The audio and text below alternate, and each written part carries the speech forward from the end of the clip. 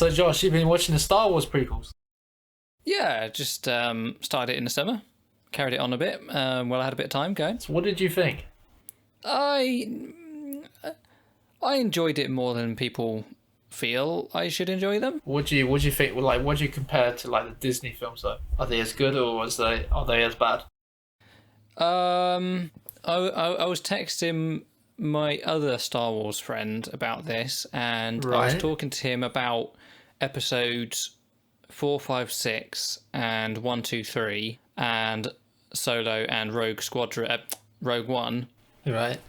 completely forgetting that 7, 8, and 9 exist. So I don't know what that says. It's like I know 7, 8, 9 exist, but they almost feel like another universe, if that makes sense. It's like they're X-Men to Marvel. Sort of. Yeah. Well, They kind of felt similar but not the same. I don't know why. Like, there's no real reason for it. It's just when I think Star Wars, I think 1 to 6. I hadn't wrapped my head around 7, 8, and 9 yet.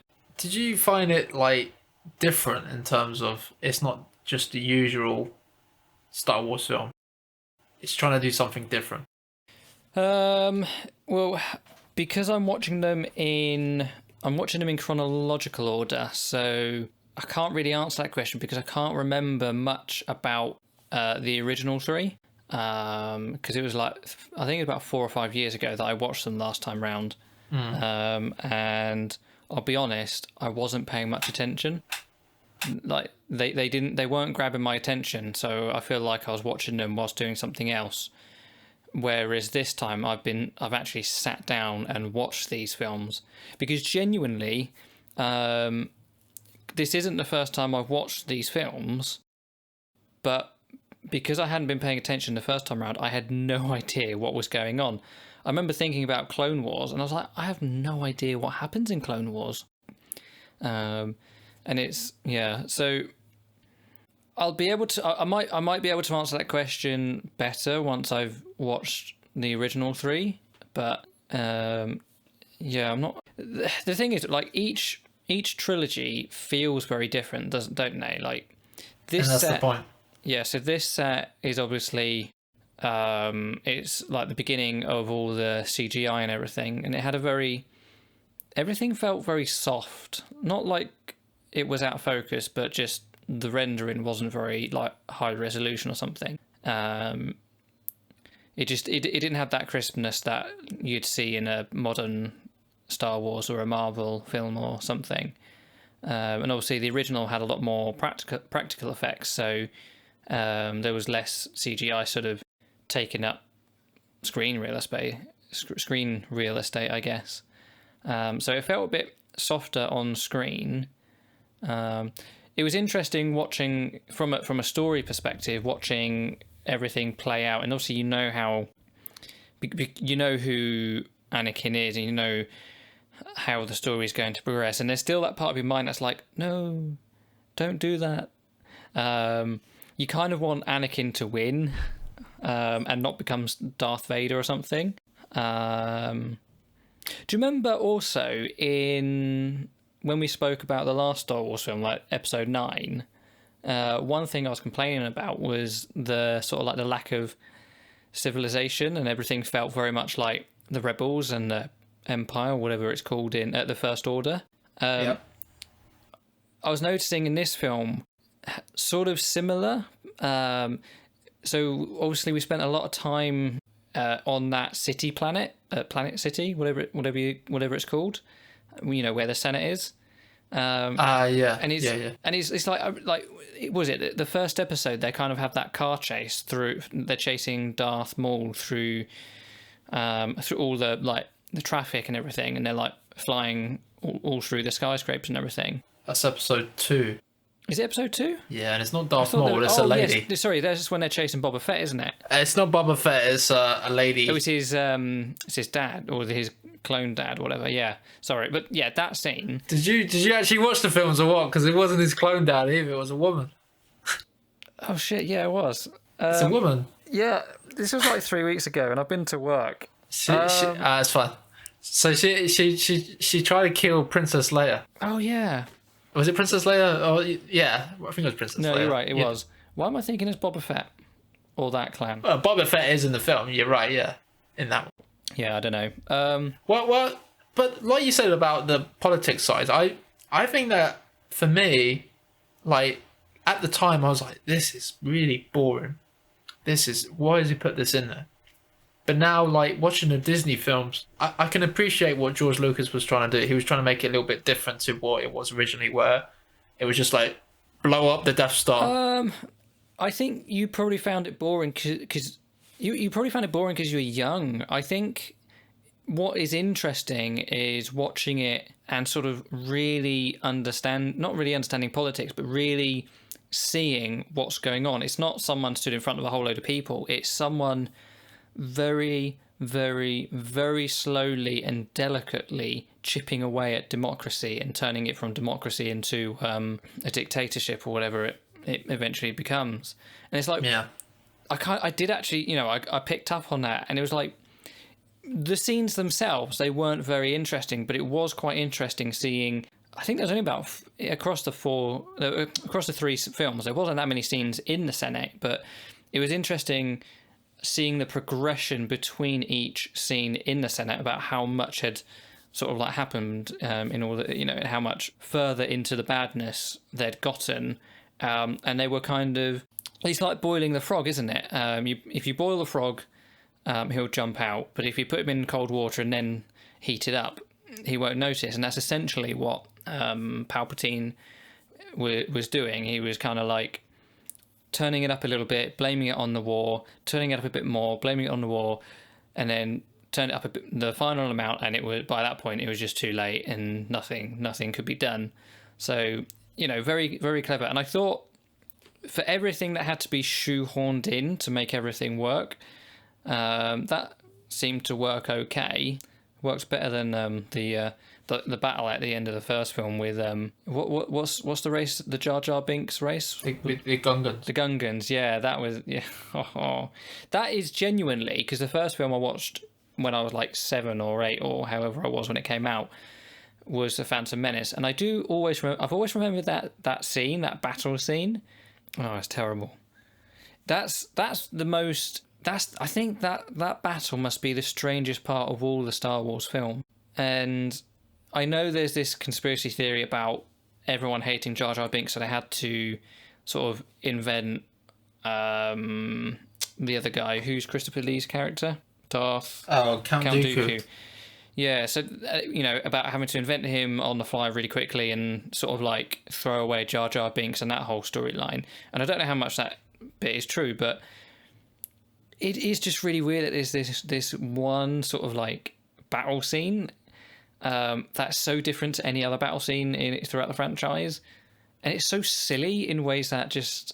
I don't know. I mean, Star Wars is silly because like in the Clone Wars, you got that bit where C-3PO kind of gets his head swapped with one of the droids, and that was silly in a, I don't know, like, because I don't know, like we kind of love to hate C-3PO, don't we? But we just hate to hate Jar Jar Binks. It's really funny how like Star Wars is sort of funny in some ways, but we still take it so seriously. I think that's the problem where everyone's like. They look at the Jar Jar scenes and they're like, this is really stupid and silly. And then they're like, oh, okay, well, it's really meant for kids, so kids are going to love this. But then when you got these politics scenes and it's like really long and boring, you're just like, well, is this actually meant for kids? What's going on? Like, yeah, I wonder if Jar Jar Binks' actual character is like 10 out of 10 in terms of silliness and craziness. If they had dialed it back a little bit, so it was like a 7 or an 8, so still a little bit like somewhat closer to like C-3PO than what Jar Jar was. I wonder if that would have worked a bit better. Maybe getting rid of those ears. Those ears are just, they're almost offensive. At the time though, like the CGI was very impressive at the time, like when it first came out. Yeah, and I suppose that's what they were trying to do, wasn't it? They're just trying to show it off. Yeah. But but it really showed in that film. That battlefield is where the CGI was so obvious, because there was one particular scene where they come up the hill and there's nothing rendered. There's no hill, there's no trees, there's no bushes. There's just a flat grass texture, and the characters off in the distance. It's like, this is the early days of CGI. Well, to be honest, it wasn't the early days of CGI though, was it? It was just like the early days of like full scale CGI. But yeah, I still think like. So, what would you say like in terms of what's your best out of the three? So episode 1, episode 2, and episode 3. What's your best out of those 3? I'd probably go with number 3. But it's the other thing that's quite difficult is remembering. I know I literally watched them like within the last 6 weeks, and I'm already starting to think, wait, was that scene from film 1 or was it from film 2? So the boundaries are getting a little bit blurred. The Yoda fight scenes, I remember that being a huge stink when those films came out.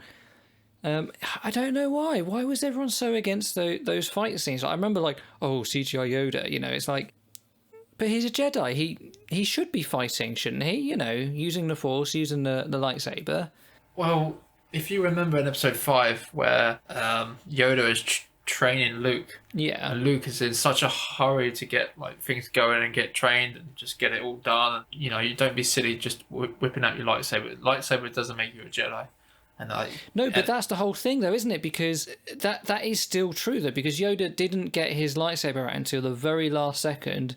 He probably should have got it out a little bit earlier, and because didn't like 2 other Jedis die on his watch, or was that just before he arrived? No, that was with Samuel L. Jackson. He went in with 2 other Jedis, and they both died within like 3 seconds. But no, like I feel like Yoda, he did kind of play the sort of like walking cane bit and everything, so everyone sort of like underestimated him, and then he kind of comes out with that pretty like not violent or brutal, but that fight scene in the Senate, he took some pretty hard hits and some hard falls and everything. Oh, that's a good scene. No, I do like that scene. Like and it's like, so he's clearly a strong, physically strong character. At this point in his life, I don't know how. I think he's like 1,000 years old or something, didn't he? Yeah, he's pretty old. Yeah, but you think 1,000 years in human years is old. You're not thinking 1,000 years in whatever Yoda is. So he might not be the spring chicken that Anakin and Obi-Wan are in these films, but he's still very much capable of fighting. Especially when it's fighting Count Dooku, who's also not terribly young. So you would say episode 3, and then out of the other 2, what would you say? What is your best? Like, so number 3 is number 1, number 2 I couldn't put either in either, to be honest. I would say for me, it's definitely number 3. I would say number 3 is probably better than some of the Disney films that have come out. Then it's number 1. That might surprise people. I think number 2 is actually the worst film out of the 3. Yeah, I feel like, I don't want to say not a lot happened in film 2, but it's the thing with trilogies is quite often everything happens in the first film and the last film. The middle film is just something to get you from the first to the last, and that's true of other sort of like Disney franchises. Like think about Pirates of the Caribbean. The first one was a great film. The third one ended the trilogy quite well, and the second one, whilst it was still a good film, it wasn't as strong as the first or third one, and then they kind of did another 3 or 4 films and kind of killed the franchise. But that's a common thing with trilogies, isn't it? Like the middle one is usually the one where it's a bit more boring, so I don't think it's too surprising. Do you remember the scene in episode 2 where he goes to some sort of 50s or 60s? He goes to some cafe, doesn't he, Obi-Wan Kenobi? And he starts hugging this like CGI character, and you're like, what in the world is this all about? What was he thinking, him going to a cafe? He went to some sort of caf, didn't he? To do some investigation work, and he wanted... This is right at the beginning with Anakin, where they kind of jumped the line. No, I don't think so. Anakin was I think he was with Princess Leia. Oh, Obi-Wan's on his own investigating. Yeah, he went to some sort of diner. Oh, yeah, sorry, the American diner. And we're like, what is going on? What were they thinking putting that in? We went to meet a contact. Yeah, I know, but he'd meet him at a cafe, you're like, just this doesn't... It's an American diner, like that's quite different to a cafe. Yeah. Well, Yeah, No, it but just doesn't belong for me. No, it does. It makes perfect sense because Nah. no. What? No, because a diner is usually on an American highway, so lots of people stop by and lots of people talk too loud about what their plans are. So this guy who runs the diner will inevitably know a lot more than he should know and sort of become a bit of a knowledge person, because he's either talking to regulars and sort of like gaining trust, basically what he did with Obi-Wan, or just eavesdropping in or listening to people who are talking too loud and just happens to know what goes on. So it's good to show the audience how you get from A to B, because sometimes you're like, well, how did Obi-Wan know to go to that planet? How did he know to go to that mine or whatever? But if he goes to meet his contact, gets the information, then he goes. Because it wasn't a terribly long scene. It was like a couple of minutes at most, wasn't it? So Yeah. Well, I remember that. I just kind of tuned out. That doesn't really belong in the Star Wars. They should have probably done a bit better in terms of contacts. But I was wondering if you've seen. So since you've seen the films, have you seen the big reviews for these the Red Letter Media guys? No, I haven't. So the thing is, like, they came out 10 years ago and they totally rip apart the films. But the problem is it's created this culture where everyone's like, these films are just terrible. And now that the Disney films have come out, now they're criticizing the Disney films, and you get to a point where you're like, you can never really be happy what other people have produced. You know what I mean? And that's why I kind of appreciate these films. So I'm like, George Lucas, he had a plan. It didn't go very well, but at least he wanted to take in a different direction, where Disney have just pretty much rebooted the original series. There's more to just blowing up a Death Star. There's politics. There's love. Even if it's really bad writing, and you got Anakin and Princess Leia. Is it Princess Leia? I keep saying Princess. I don't think it is Princess Leia, is it? I think it's Padme. Padme. Sorry, I keep saying Princess Leia. What am I? Princess Leia was his daughter. Yeah. That would be. I mean, I know there's a bit of incest in this Star Wars universe already, but no, Princess Leia is his daughter. Sorry about that. Yes, Padme. But at least there was something different. I can watch it and I can appreciate what he was trying to do. Some of the actual. Well, he's putting a bit of passion behind everything that Darth Vader has since done, like everything. Yeah. It's the origin story, isn't it? Like, I know they weren't super popular back then, but like, it's a pretty long origin story. Most superheroes only get one. Yeah, that's a good point as well. Like, a lot of people say you could actually just skip episode 1 and just go straight to episode 2 and start off where Obi-Wan and Anakin are in the lift and they're talking about like his training and stuff. You don't even need to see episode 1. You're just like, what was the point of it? The only thing you learn is the secret guy who's got the hood up. Yeah, and then, well, because the other thing is the Clone Wars. That is a super confusing film because the stormtroopers are on the Jedi side, and it's like, what's going on here? Well, because like if you come from watching 4, 5, and 6. Yeah, if you come from watching 4, 5, 6 and you know that stormtroopers are bad, then you go to 1, 2, and 3 and you're like, wait, those are the good guys now? And I realised they kind of started because they were supposed to be the bad guys, and then the good guys stole them because they had the key because they could take them. But it was slightly jarring. It's because again, like, I've seen the battlefields from the fight scene in that sort of like battle ring. I remember seeing that years and years and years ago.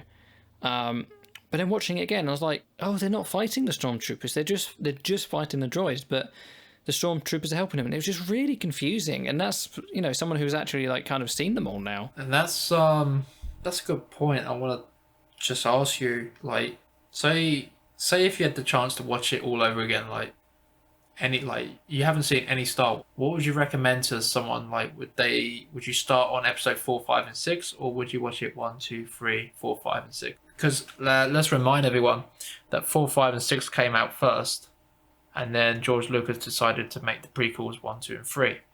So a lot of people watch 4, 5, and 6, and there's a reason why I would suggest watching 4, 5, and 6. But let's hear what you want to say. What do you think? It's difficult because I would like to say watch them in numerical order and put the single films, so Solo and Rogue One, in the correct places in between wise. However, I know that the pacing in 4, 5, and 6 is a lot worse than it is in the more modern films, just because they're films from the 70s, and a lot of films from the 70s have this problem where they're just very slow, and they're going to feel slow no matter which way you watch them. But if you go 1, 2, 3, 4, 5, 6, they might feel painfully slow. I don't know, like, I would want to say watch them in numerical order. I know people have opinions on that, and they might say that 1, 2, and 3 will put you off and that you won't ever watch 4, 5, and 6. But then, like, when you have a nice meal, you always save the best to last. If you have a steak, well, no, I eat the chips. I don't always eat the chips. I know some people just be like, don't watch the prequels at all ever, just watch 4, 5, and 6. Well, for me, I would always recommend watching the originals first, not because the prequels are like terrible and you shouldn't watch them, but because the big twist in episode 5, and it gets ruined if you watch 1, 2, and 3 first. Yeah, well, yeah, kind of wondering all of that.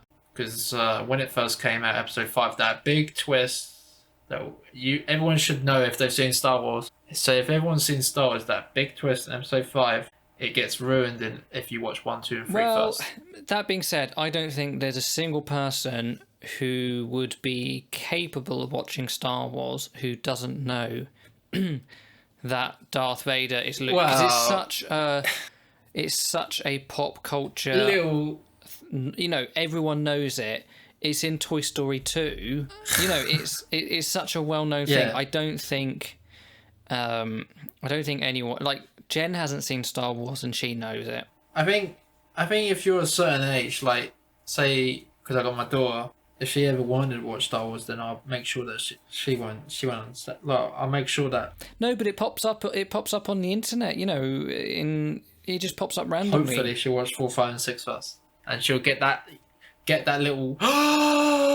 Well, And then I can't wait. It'll be great. Yeah, possibly. But if she watches 1, 2, and 3, and then 4, 5, and 6, whatever. If it's on TV and maybe she watches it, because I know it's on TV as well. They do what you recommend is they show one like each, because in the UK sometimes they have it on like ITV, and they show episode 1 first, and then don't make her watch Star Wars with ads. Just watch it on DVD. I know, it's crazy. Or Disney Plus. Yeah, or Disney Plus. That's what I'm doing. Thing is, right, the episode 4 came out almost 44 years ago. Yeah. By the time your daughter sees it, it's going to be like a 50-year-old film. So what? So no, I'm just like I'm wondering, like, how much longer will Star Wars be sort of like when the film is like 60 years old, 70 years old, 80 years old? Will people still be talking about it as like one of the greatest films ever? Well, that's another topic to discuss probably, but the special edition, what George Lucas did to improve the CGI with the original films, so it kind of modelized the practical effects and added CGI and stuff. But some of it was good, some of it was bad. But I think that has helped, especially like maybe it's like some of the fight scenes. But yeah, I get your point. But I think because it's dear to everyone's heart in terms of like my family, but like everyone's seen Star Wars, even my dad. He likes Star Wars. And there's some people that say, "Oh, I watched that when it first came out in 1977. I was queuing for hours and hours and hours." I just think it's just it's modern film where everyone's gonna watch it, even if it's like maybe like 100 years from now, people will still be watching. That'd be interesting, wouldn't it? Because we're not really watching films from 100 years ago now. Yeah, I know 100 years ago film was still incredibly new, but like the most we know from that period is like Charlie Chaplin, and there's a couple of other guys that I know are quite big names, but But who knows? Who knows? I think it's such a big franchise, and I think people, if they're going to make new Star Wars films, I think people will still watch the originals, and it's easy to watch as well. Yeah, see, the interesting thing is that, I mean, to be fair with Star Wars, there's so much other stuff around it as well. Like all the kids' TV shows that kind of have been around for a while as well. Like even before Disney Plus. Because what's the big TV show that it did quite well, wasn't it? About 5-10 years ago. Oh, the Clone Wars. Yeah. And from what I hear, because I think that was always on TV channels we don't have. From what I hear, that's pretty well sort of like acclaimed. Like that's a pretty good TV show. The first iteration of that was actually a movie, and the movie was like all the fans were like, "This is really rubbish. This is really bad." And then they announced that they were going to make a TV series, and people were like, "No!" But then suddenly, like, it got really good reviews, and it just got, and people were saying it's even better. Like, it's the best Star Wars out there. And then the problem is that Disney acquired the rights, and they cancelled it. The first thing they did was cancel the series. Yeah. I think they brought it back though. They have. I haven't watched any of it, but I hear it's really good. But you have to be like, I suppose, to get into it. I'm not sure, but you have to watch probably like episode 1, episode 2, because I think it takes place between episode 2 and episode 3, and then I think it continues in episode 3 a little bit. So if you're kind of like been watching recently those movies, then you might enjoy watching this TV series and explain more about the characters in those prequel. But one of the things I did like, Josh, in episode 3 is actually how darker it was compared to the first 2. It was very dark. His eyes. Hayden Christensen's. I'm seeing them in my mind, but then I'm going to the Frodo's eyes in Lord of the Rings. Oh, okay. And I think there's a very similar scene, isn't there? Yeah. But the scene where he goes to his mum, that's in the second film, isn't it? Yeah, that's pretty sad, man. And he kills all the whatever the sand dune people. But then in the third film, when he kills all the Jedi kids, that's pretty bad. I don't think yet. Do we actually? Oh yeah, we see like a hologram or something when he starts. Yeah, we do. Yeah, they play it back on the security footage. Even like the fight scene with Darth Sidious looked a bit silly, but it was okay. And then when he starts using lightning and using against the lightsaber, and then we go back to the last episode, episode 9, where he's like, surely he would have learned his lesson by now. Yeah, no, I did enjoy episode 3. I could probably watch that, and pretty happy to watch it. Like the first scene where they get onto that ship and they manage to stop General Grievous, and they stop the ship from like completely, like it does crash into the planet, but they manage to actually stop the ship from. That's a great scene. It's a great scene. It's a great opening act. Oh yeah, that was pretty heroic, wasn't it? Yeah. Yeah. It's a great scene. Oh, we just lost just a little bit of the ship. Half the ship has just fallen off the back. But other than like some of the writing, pretty bad. Like episode 2, when he mentions the sand. I hate sand. It gets everywhere. You're just like, what? What's he talking about? I don't know. He was talking about when he was back on Tatooine. Oh. I can't remember. Was he on Tatooine? Yeah, No. I think you're right. Where did they pick... No, he wasn't on Tatooine. They just picked him up. He was on Naboo. They were on Naboo, and he was on Naboo. Maybe yeah. he was talking about Tatooine, but I don't think he actually said that. Though. No. He grew up on. No, Naboo was a desert planet as well. No, Naboo's is the where Padme lives. What's the one with the pod racing? That was Tatooine. That's where Luke and all that live. I think. Oh right, yeah. Oh yes. Because you see. Yeah. But yeah, so he grew up in a very sandy area, and I think when they kidnap Anakin as a little boy, they take him off when they take him to the first planet. He actually mentions about the lack of sand or something. I vaguely remember him commenting on it, but where he can't, he's like, oh, I can't, the climate here, I'm not used to it being so cold. No, he gets cold on the ship, doesn't he? Oh yeah. And then Padme gives him she gives him a cloak to wear, and thus starts his infatuation with a woman who's 12, it must be 12 years older than him. Did you notice that the one who's actually playing the Queen Padme is actually Keira Knightley? Yeah. Yeah, It's Keira Knightley and Natalie Dormer. yeah.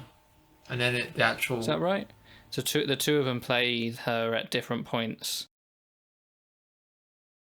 Here's the biggest problem I have with these films. All the acting is really shit. Like Anakin, Padme, Obi-Wan. They're all like cardboard. They're just so flat. All their line deliveries, they're quite boring. I think they're incredible actors and actresses, but I think the problem is it's like George is like over there is like this and that. You just need to imagine that's there, and right behind it because it's all in CGI and it's just all blue screen. Oh, you just think it's not bad direction, but just not good direction. Yeah. Well, I think it's because they're not actually there, and that plays a part into it where they're just like, oh, behind you, you're walking through this corridor and you've got all these stormtroopers behind you and this and that, and it can be. No, I don't. I mean, maybe, but like, I've done like theatre, and in theatre you don't have a whole legion of army. You it's in your head as an actor, and you're on stage, and you can get that sort of passion. Mm-hmm. So I don't know. Like, there's a part of me that's like, have these actors not been on stage? Maybe that's, if you're going to do CGI film, you need to do some years on stage first to kind of get that sort of imagination. Because when you do theatre, there is always this sort of suspension of disbelief because you know that you can't do certain things, so you have to make it up in your acting. Maybe CGI actors need to kind of do some more stage work. But no, it was just something that I felt constantly through the film with different actors and different characters. It's like so much. And it was I say so many of the characters. The problem was it was mostly the main characters, and they're so boring in so many ways. Like, the interesting ones died. Liam Neeson got killed in like the first 10 minutes. Samuel L. Jackson didn't get much screen time either before he was killed. And then a lot of the great acting went to the CGI voice actors, to be honest. Well, what about the guy who played the Emperor, Palpatine? He was pretty good. Yeah, he was good.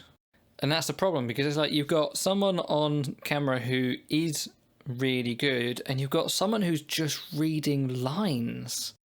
And it's like, I've done, like, I don't act, I do sound for theatre productions, and I don't get paid for it. It's not professional by any sense of the imagination. But, like, when you've got two people on stage, and, like, one of them is acting, and the other is just reading lines, it's so painful to watch, and it's so obvious as well. And it's like, these people are getting paid more per day than I get paid in a month. You should be doing more than what you're currently putting on camera. And if what we see is the best that they did, like they cut out all the lines they flubbed and everything, and they're just giving us the best performances, well, some of them are just really bad. Well, not bad, but boring. Well, who knows what's going on? Like, yeah, that's one criticism of the prequels, where the delivery and the writing is just. Okay, so it wasn't just me. I mean, I'm glad I'm not the only one who thought that. Of course, no, that's everyone's seen that. Like, I think the one that really gets on everyone's nerves is Natalie Portman. Her some of her acting's like, and who else? The one who plays Anakin, maybe in like the second film, but I think he steps it up in the third film. Yeah, I mean, I don't actually know who he is. Hayden Christensen, I think his name is. Yeah, I don't know how big he can't be a huge actor. No, I think he stepped. I think he's he stepped aside a little bit from being the main film guys. But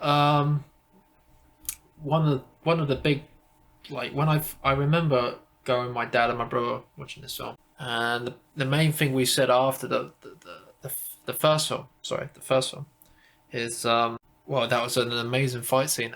But then looking back, you're like, it was amazing, but At the end of the first scene, which fight scene was that? the sorry, the film, the one where Darth Maul and all, they both. yeah. Yeah. But looking back, you're like, they were so scripted, and like as a kid, you're like, wow, that's amazing. You know, the sword fights were just like, it was worth it just for that. You know what I mean? But you know something? Growing up, that was the fight scene that Star Wars to me as well. Like, that is the scene that I saw and always remembered. So yeah, I know what you mean. Like, that's if you say Star Wars to me, I used to, you know, originally I was always thinking a double-ended red lightsaber, and then the guy with the weird face doing that sort of stance that he does, where he's like half leant over or whatever. So yeah, I know what you mean. But yeah, it's a great fight scene, but like, and then the problem is you get a lot of these fanboys like, it's not really consistent with the rest of the franchise. You might as well try and keep it consistent. Where, like, if you watch the original films, they weren't jumping around. It was kind of like just a medieval style sword fight. Well, these are Jedi Masters, and so they're like really good at what they're doing, where Luke was just like barely trained. Like, he had use of the Force, but he wasn't very good at using it. Not all the time. He wasn't very disciplined, was he? Whereas Obi-Wan was incredibly disciplined, and Anakin was just gifted because he had all these mitoplasms in his blood, and he seemed to be the Force. So, like, yeah, sure, why not let them jump 20 feet in the air? That's another thing I just remembered about the first film. It's the midichlorians. It depends how much. I don't know what, I can't remember what the name, the meta midichlorians plasms. Yeah, and then that was so creepy. Oh yeah, we're just gonna take some blood out of this 3-year-old. Well, and then we're gonna scan it. That's another thing where everyone's like, they kind of felt betrayed, because everyone's like, to determine how much force power you got, you take this midichlorian count. And in the original films, it's just like, you know, you've got the Force. There's no, like, it's how well you study and become with the Force. And, like, look at you look at Yoda. He's so wise because he's spent years and years crafting his trade. But it all depends now on midichlorians. I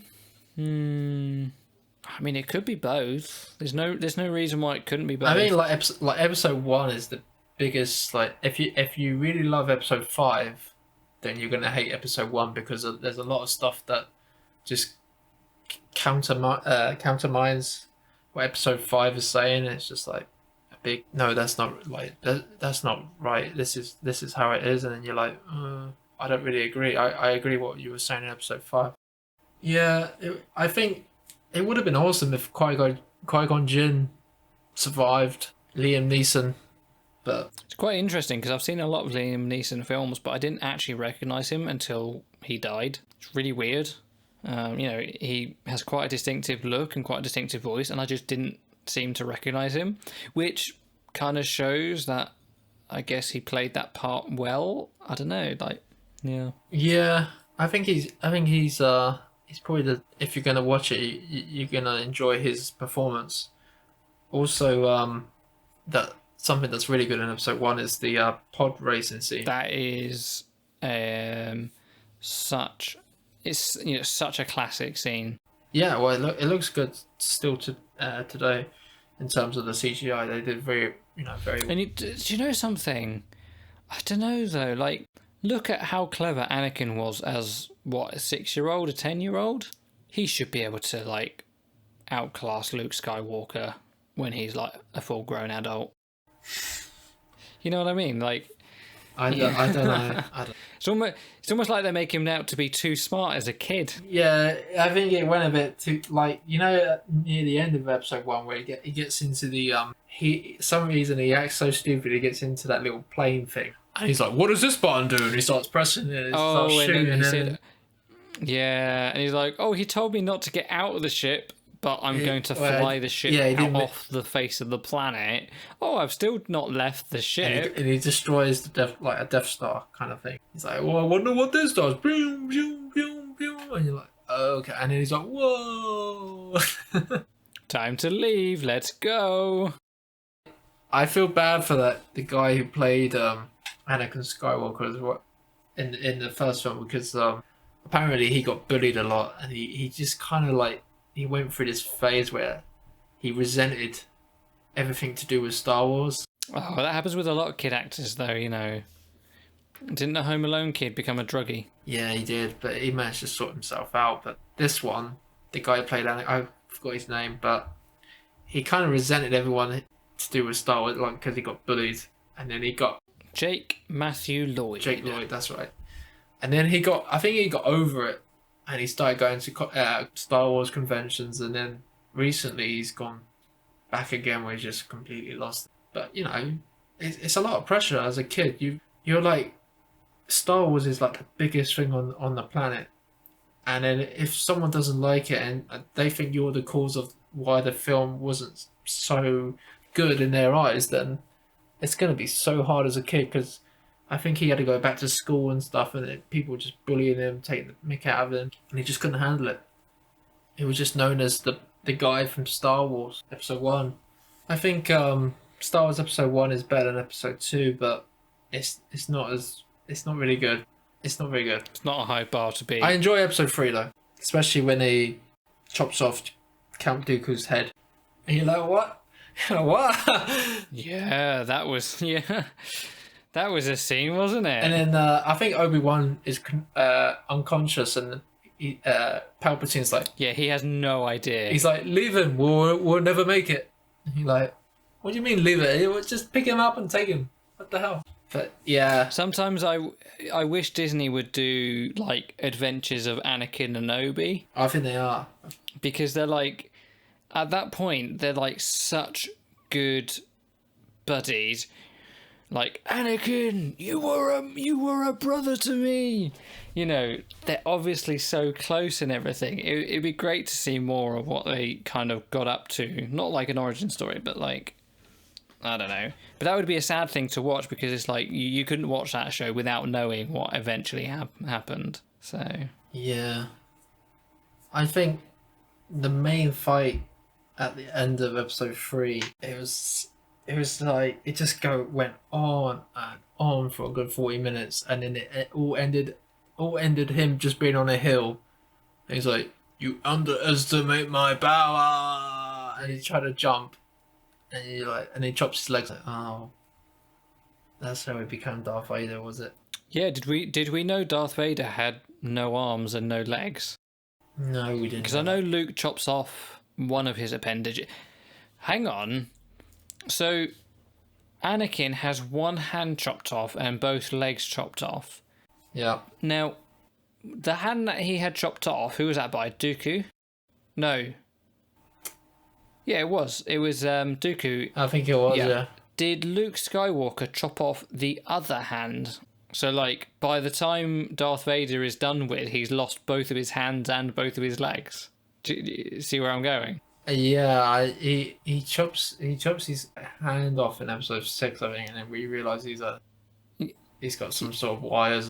Oh, so he chops off the arm he's already had chopped off before.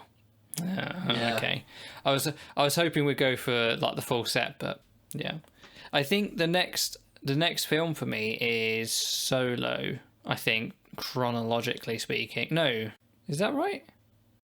No. Rogue wow, One. You've seen Rogue One though, haven't you? Yeah, but my intention is to watch every film chronologically. Yeah, so I think it will. Well, it doesn't really matter, to be honest. I think it'll be Rogue One, then Solo, and then Episode 4. But it probably makes sense to watch Solo. It doesn't. What I remember, it doesn't really relate too much to the continuation of the saga.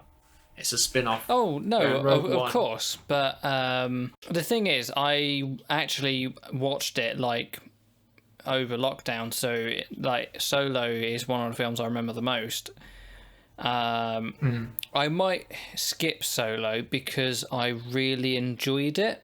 Oh yeah, I remember you saying. Yeah, that, so. and I'll save that to watch again in a few years' time, just so I don't like watch it again too many times. Rogue One is a film I enjoyed, but for the most part is a film where nothing happens. It's just leading up to the one event where you're getting a hologram off and then Darth Vader appears in the last 3 seconds.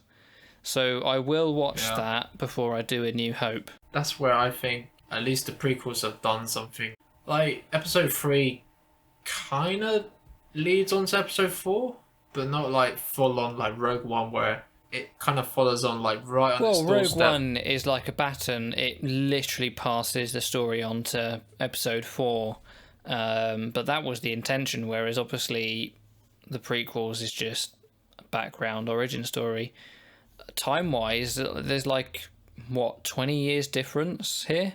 You've got to wait for the kids to grow up. I remember, in Episode 3, the last thing we see is Luke and Leia being handed to... Luke being handed to Uncle Owen, and Leia gets handed to that general guy. And then we see Darth Vader and... what's that commander guy that was in... He was in Rogue One. I can't remember what his name is, but he's the guy who passed away only a few years ago, isn't he? He was in Rogue One, but wasn't he in Rogue One as a tribute because he'd recently passed? Like... Nah, he was in... he died in the 90s. Who am I... He died... Yeah, but because they reconstructed him in his voice and appearance, but I can't remember his name. But yeah, it's a shame I can't remember his name either. But apparently they had a mold of his face. Yeah. And but he was actually in Episode 3 as well. Yeah, I saw him right at the end. Yeah, but they did it. So they didn't. But at the time, the technology, they just CGI'd him, and it didn't really look. Well, they probably did there is really... had an actor stand in place and then CGI the face over, whereas now they can just CGI the whole thing, and it looks a lot more authentic, more believable. So yeah, that guy and the guy who plays Count Dooku, Christopher Lee, I think they were in Dracula to get or some sort of mummy film together, possibly back in the day. Yeah, so it's quite funny that those kind of guys ended up in Star Wars. But in general, you would recommend the prequels? Well, here's a question: would you recommend the prequels? Do you prefer the prequels, or do you prefer the 7, 8, 9, the Disney boot? That is a hard question. I think for me, like, you got two different time periods in terms of when the films were made, where you can see the push. What the push was for CGI in the prequels. Well, like they were so new films into the CGI, they didn't put enough thought into the film itself, the storyline. No, I think he tried to make it different. I do think he tried to make it, and that's what makes it unique, and it's good to go back. But I think the problem is especially in Episode 2, and Episode 3, it used so much CGI, like everything was CGI. I think in Episode 1, there was actually some practical effects, and they did go to the locations, like they must have gone to where would they have gone? Probably some sort of they were a sand planet, wasn't they? When they went to Tatooine. They went to Tatooine. Yeah. And it wasn't CGI, you can tell they are actually there. So the new films, it's the same plot as pretty much the originals, but at least they're trying to bring back some practical effects and actually have them on location. And of course it's going to be some of the special effects are going to be CGI, but at least they're trying to give you back what the originals try to give. But then the problem is where you kind of respect what George was trying to do in terms of keep it original, but it was quite boring. Yeah.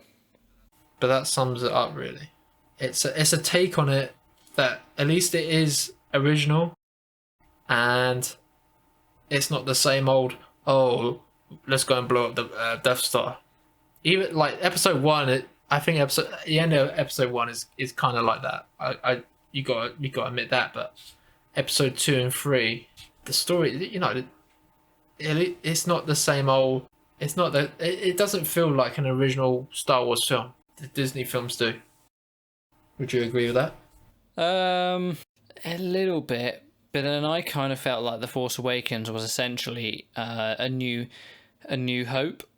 It was basically the same story. Yeah, that's what I mean. Yeah. That's what I'm trying to say. It's just practically the same film, and then there was no risk. At least George tried to take a risk and take it in a different direction. You were saying it the other way around, and yeah, it makes more sense now what you're saying. Yeah. No. And that's why, like, people say, The Last Jedi. There are some aspects of that I didn't like, but at least the guy who directed it, I think it was Looper. At least he was trying to make it original and do something different. Yeah. And that's probably the best out of those 3 trilogy, because The Force Awakens, it's a good film, but you've really got the film. Yeah, It's called The Force Awakens A New Hope. written for people who've never seen Star Wars before, and it was just to get them to watch the 3 new films. Yeah, we mentioned it earlier. I love that scene where Palpatine is throwing the those stand things in the. Oh, what, Yoda? Just grabbing them and throwing them. Yeah, and the music. Oh man, yeah. Great scene. So I do highly rate episode 3. I think there are some moments where you're just like, this is really bad. Some of it is mainly like, I think the General Grievous, I think that was just like some leftovers from episode 2, or they needed to somehow put the plot, like extend the plot. But I think the main story behind Anakin, like he's in love with this person, and he knows that she's gonna die, and he needs to do something. That's why it's not just like he's evil. Yeah. There's a reason why he's becoming evil. Yeah. And then it's turned his head completely. And the Emperor's seen this, where he's like, I can turn this guy, and I can use him as my little puppet in the end. And he's completely turned his head, and that's what's good about episode 3. But the previous 2 were like, yeah, they're alright. Like I don't think you needed to watch episode 1 to get. You probably could start watching it from episode 2. Oh, poor episode 1. Well, I suppose like somewhere out there, if you really want it, there'll be like some sort of like rough cut. Episode 1 is genuinely a fun film for kids, whereas episodes 2 and 3 are not quite so much. Would you agree? Yeah. I think if you were going to introduce a kid to Star Wars, you could start with episode 1. You would probably be better starting with the kids' TV shows, but you could start with episode 1. But... Right, shall we reconvene after I've watched the original trilogy then? You've already seen them though, haven't you? Yeah, but that's my plan, is I'm going to watch... The next is Rogue One, but I've kind of seen that twice already, so I don't know if we really need to talk about it. And then I'll watch 4, 5 and 6. But like I said, I'm watching these films. I'm not having them on whilst I'm playing a video game, so I'm actually watching them. Okay. Yeah, give it a watch. And there is an interesting question that I would like to ask you about those films. But you're not going to ask me until after I've watched them. Again, but I need to probably know which version are you going to watch it on Disney Plus? I have a version of the despecialized edition of A New Hope, and I will be watching that, but I don't know which version I have because it has been updated a few times. Well, I might as well talk about the question I was going to ask you, because you won't. No. Ask it after I've watched it, because I don't want to be thinking about it while I watch the films. Okay. So. All right. Well, you at some point, if you when you get the chance, we'll talk about it. Yeah, I mean, you can ask me the question after I've watched that film, and I'll try and write down. Oh, it's at the end of episode 6, so. Oh well, episode 5 and 6 I will watch on Disney Plus. Oh, okay, that's great.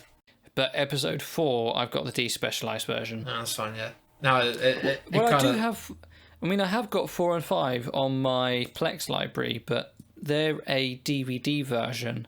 I I honestly, don't know. that's another question. Like, you do know the difference between this despecialized edition and the Disney version, and probably the Lucas version of it. Basically, the version I've got has got some new scenes and it's got some original scenes that were available at the time, but Yeah. I know since then about 2 or 3 more scenes have been scanned in, so it's not the most sort of up-to-date despecialized version, but it's mostly there. So there's episode 4, 1, 2, and 3. Where's 5? Where's 5 and 6? Oh, there's 5 and 6. No, wait, what? 1, 2, Watch it 3. on Disney Plus, mate. 5 and 6, you can watch on Disney Plus. You don't need a despecialized edition too much. I don't even know if there is one. I don't think people care that much. I don't. Star Wars episode 4 and 5 aren't showing up on my Plex, but I've definitely ripped them off the DVD because I had the whole set, but I don't know where it's gone. But yeah, no. Star Wars Despecialized is what I'll be watching for episode 4. Yeah. Yep. Oh, I've just started that. Let's stop that. Yep. Okay. All right. Right. We finish that there. Yeah. Sure. We'll continue the topic once you finish 4, 5, and 6. Yep. All right. See you later. Don't forget to like and subscribe, and give us a comment what you think to the podcast. Tell us if you enjoyed episodes 1, 2, or 3.